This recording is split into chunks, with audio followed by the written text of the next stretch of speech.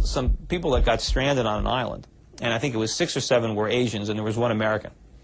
And as soon as they got stranded on the island, they had to divvy up the jobs. And 1 Asian was given the job of fishing. The other one was hunting. One of them got a job of gathering firewood, you know. So they all had jobs, and the American was assigned the job of eating. And so at the end of the day, they would all gather around and prepare this feast, and the American would sit there and eat it. And he wouldn't eat it all. He'd leave just enough crumbs so he can give it to the 6 Asians so they can go on and repeat it again tomorrow. Spend all day preparing a meal for the American to eat. And now the way modern economists would look at it, they would say, well, this American is vital to the whole island economy. Without him, nobody would have to fish, nobody would have to hunt, nobody would have to gather firewood. I mean, he's creating all this employment on the island. But the reality is, every Asian on an island, his lot in life would be dramatically improved if they kicked the American off the island. Because now they'd have a lot more to eat. Or maybe they wouldn't have to spend all day hunting and fishing, and they can, you know, they can lie on the beach a little bit.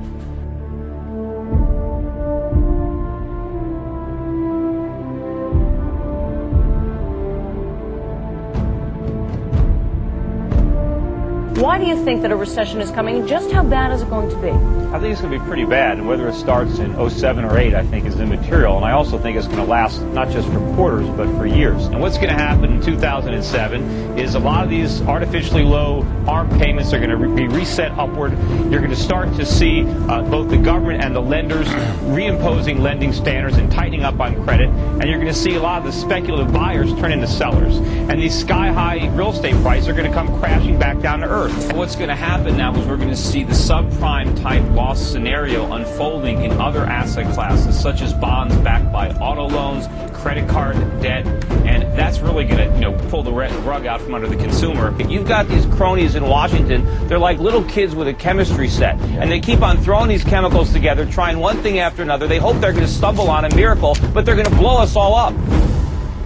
Where are the real conservatives? There was one, you know, Ron Paul, but they drummed him out of the Republican Party. He's talked about all this, he's warned about all this, but everybody has ignored him, and others like him. I mean, I get marginalized in the mainstream financial world, just like Ron Paul has been marginalized in the political world.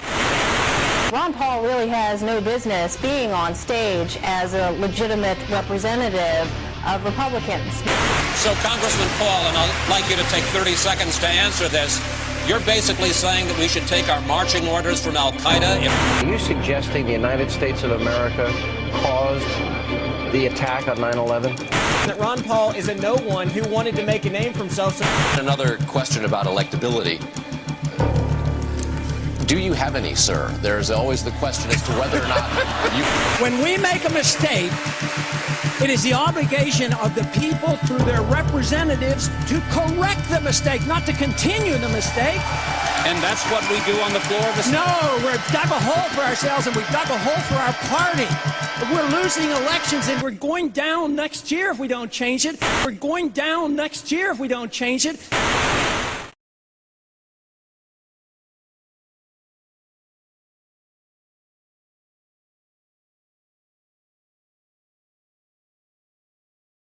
Give this man his due. Back then, in the height of that bubble, in the height of that party, he did. Ron Paul knew and said then that something was wrong with our financial system a long time ago. Madam Speaker, I rise in strong opposition to this bill because it won't solve our problem. It is said that we're in a liquidity crisis and a credit crunch, and all we need is more credit. The Federal Reserve has already injected over $1 trillion worth of credit, and it hasn't seemed to help a whole lot. Injecting another $600 or $700 billion will not solve the problem.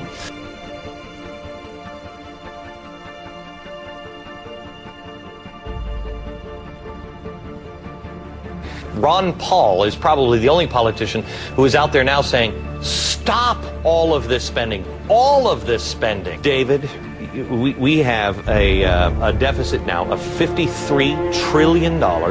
That means that every American has an implicit mortgage of over $175,000 each. Each household has an additional implicit mortgage of over $400,000 each. But unlike a typical mortgage, there's no house to back this.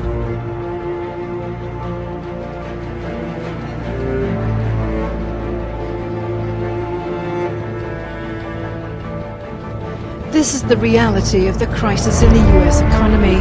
People who used to own their own homes are living hand to mouth on land once occupied by those less fortunate. In the last month, some 60,000 houses were repossessed, their occupants forced out when they could no longer meet ever-increasing mortgage payments.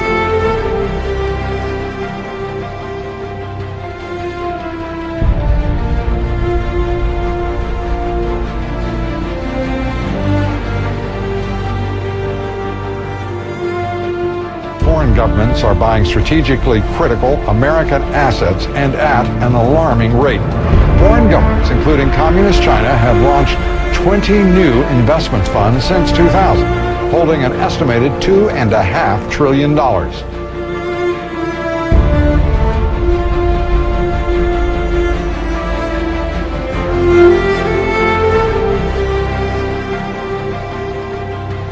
Long term, this is disastrous because everything we're doing here, everything we've done for 6 months, we've already pumped in $700 billion. Here's another $700 billion. This is going to destroy the dollar.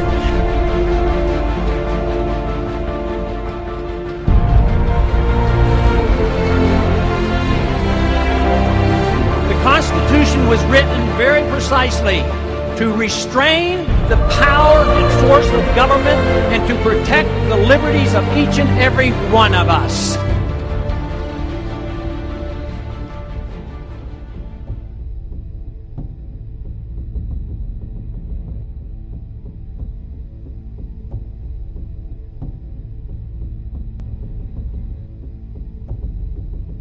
This has nothing to do with free market capitalism. This has to do with a managed economy, an inflationary system, corporatism, a special interest system.